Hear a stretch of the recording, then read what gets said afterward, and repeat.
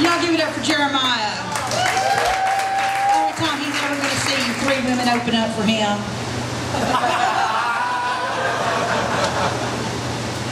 Speaking of balls, hang on a second. Are my chesticles straight now? You know, normally I love summer. I love being on the water. It doesn't make a difference whether it's the lake, water park, Slurvon, slip and slide, it don't make a fuck. But I always got real nervous, and I hated bathing suit shopping. But last year I figured out, after my first day on the lake in a 6-pack, I was fucking hot. So now I just get fucked up before I go bathing suit shopping and completely avoid that entire manic depressive episode. It's the way to do it, ladies, let me tell you. But as much as I love summer, I've had enough of it this year. The weather forecast just ain't doing nothing but pissing me off. You know what? Just say it's fucking hot until further notice, okay? Now, if you can't tell, I am originally from Texas. I'm actually an 8th generation Texan. This is where I get the woohoos, people. All right. That basically means that I am barely 1 generation removed from Ma and Pa cattle, and I suffer from Hickslexia. And my family is steeped in Texas traditions. I've had relatives shot by more than one relative. I've had to postpone Christmas dinner because an uncle and a cousin were sleeping it off in the drunk tank after trying to settle an argument over whose pickup was faster. And I was bribed to go to a family reunion by my mama with You Never Know Who You Might Meet. So, like all good girls from Texas, I ran off and married a fucking Canuck. Now, for those of you who don't know what a Canuck is, that's Yankee on steroids. Needless to say, he had issues. Now, I was actually blessed with 3 dads. My first dad would make me appreciate the 2 that would follow. The second one died way too young. And then finally my dad, who has been my dad for 3/4 of my life and put up with more shit than a construction site porta potty. And they say that most women like me will grow up to have daddy issues. And they'll grow up to marry a man just like their father.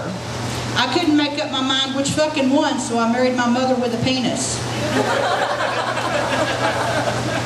Just like with my mom, we could never agree on anything, especially TV. I mean, I like Law and Order and Cold Case and the courtroom dramas and shit like that. Anybody else with me? I didn't think TNT programmed just for me, but I was just checking. But he always wanted to watch Animal Planet porn.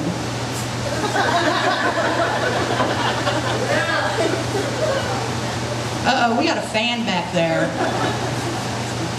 But he finally became convinced that I like watching courtroom dramas 24/7 because I was trying to figure out a way to kill him and get away with it. Why would I do that when it's just more fun to fuck with him?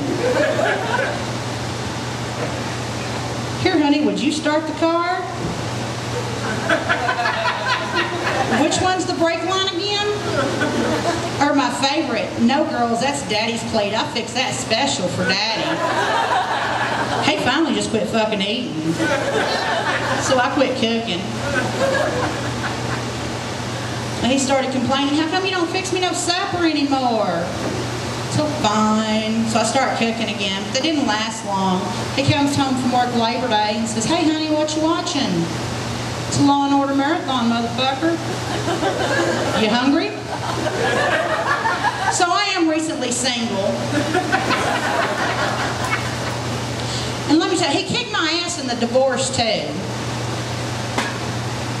He got the plasma TV. I got the kids. But we finally got a visitation arrangement worked out. And I get the plasma TV every other weekend. 30 days in the summer. Just in time for NASCAR season. Woo! Damn Skippy. But he told me I couldn't keep the name in the divorce either. So I had to pull a Prince and change my name to Karla, formerly married to a jackass. But one of the first things I did after my divorce was I went on vacation. I went to Reno for a week. A great time there. Woohoo. But I was standing in line to check in at the hotel, and the guy behind me asked me, said, "Excuse me, ma'am, can I ask you what your room rate was?" Now, I'm pretty sure he was local, because first off, his shit was packed in trash bags, and he was tweaking out of his mind, so he obviously knew where the good shit was. And I said, "Dude, it was a package deal. I really couldn't tell you what my nightly rate was." He goes, "Oh, okay. I was just wondering because a lot of times when you look sophisticated and high class like you do, you get a better rate.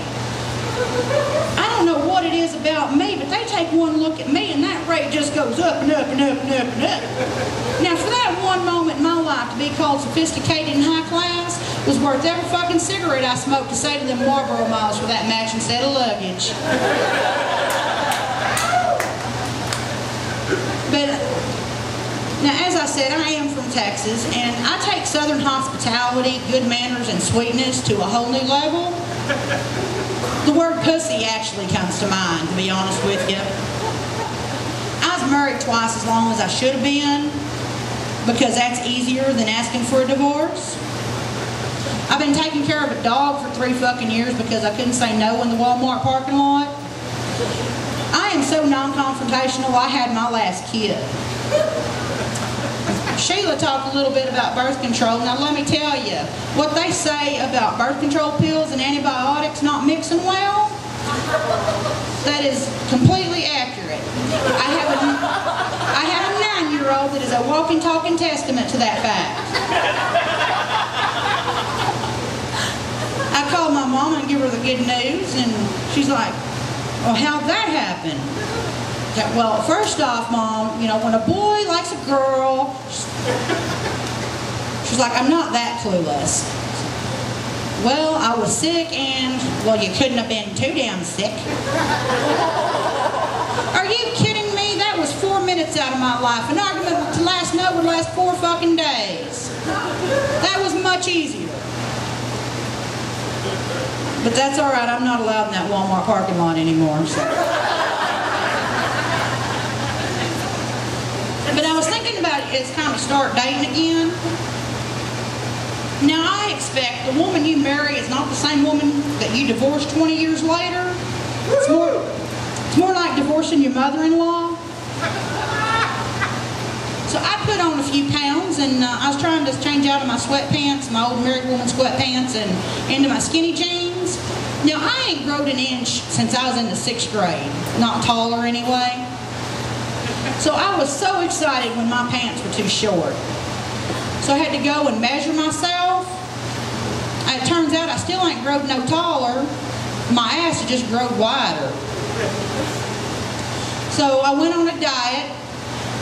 Started showering with Dawn dish detergent because it dissolves hard to remove fat.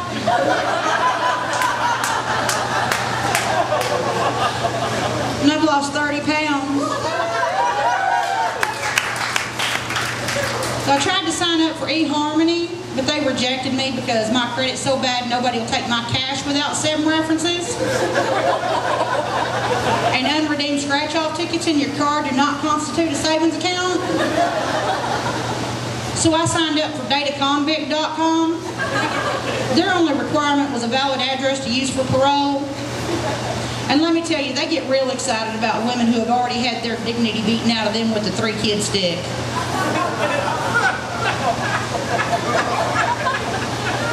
Now, when it comes to my kids, I am more of a fun-type mom, but I do have the difficult conversations with them on the hard topics. The other day, we had to talk about drugs, and I'm so glad that I did because I'm much more comfortable now. They explained all of it to me. But I'll take a trip to Six Flags over 2 weeks' worth of groceries any day. They meet at school. But I'm getting better. My oldest daughter went to a party here a while back and said, "You know the rules, don't drink and drive." Fine. But I had to text her about an hour later on my way to the liquor store and let her know she'd have to call her grandma instead. But I got a really messed up text from her the other day. It says, "Mama, what's more expensive, good crack or a good whore?" Well, honey, I'm pretty sure the crack's a twofer. But why do you ask? So it's like, okay, she's finally evaluating her ways to pay her way through college. But then it finally hit me that this was a proud moment as a parent. She had finally learned the value of a fucking dollar. Now, normally I don't do politics, but, well, with everything going on, I've got to leave you on this. Just once, I want to hear a candidate on the campaign trail get up and just clearly admit, I drink too much, I smoke dope, and I fuck around on my wife. Because somebody who is not so busy trying to hide their hose might accidentally get some work done. Not only that, I think that a lot of international conflicts could be completely avoided with two things: Patron and pussy. That joke's hard for me to tell. I don't like the P word. I like Cuervo. But now just imagine if George would have called Saddam Hussein up when he first started getting pissy. Said, "Dude, you acting up a little bit? Come on over here. We'll go out. I'll get you drunk, get you laid, and you'll feel better tomorrow." Because I don't care how many wives a son bitch has. That's just more he ain't getting none from.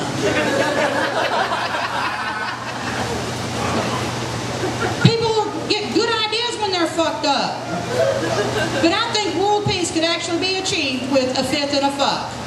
That's my time. I'm Karla Duplantis. Thank you.